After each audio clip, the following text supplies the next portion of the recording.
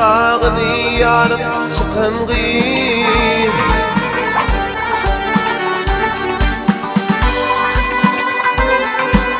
Sana bakıyarlık izleyen yürüm, göğe aşık ölür bilin bakan gıyım.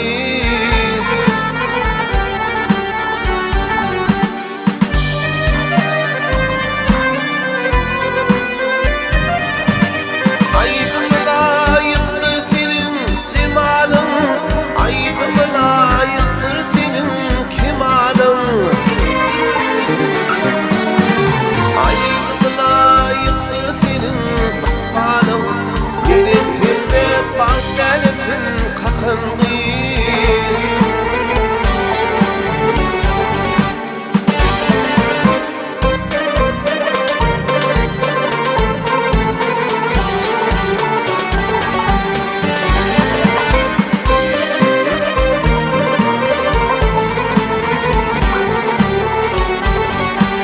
Bayram günü gördüm kolunda sadın,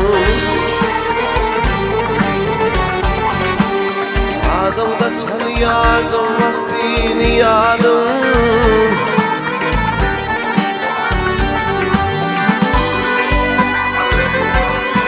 Aklım hayran etti bil ovadım, şartlı kamis hak vermedim çekindi.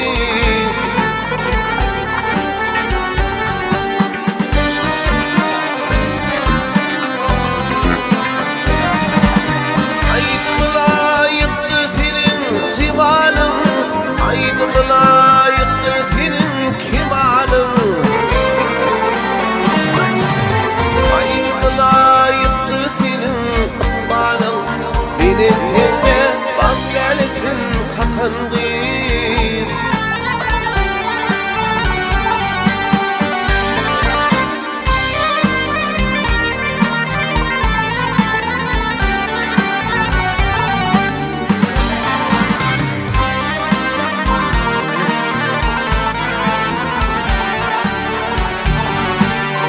Yüreğimde düreptin ay bilin günün,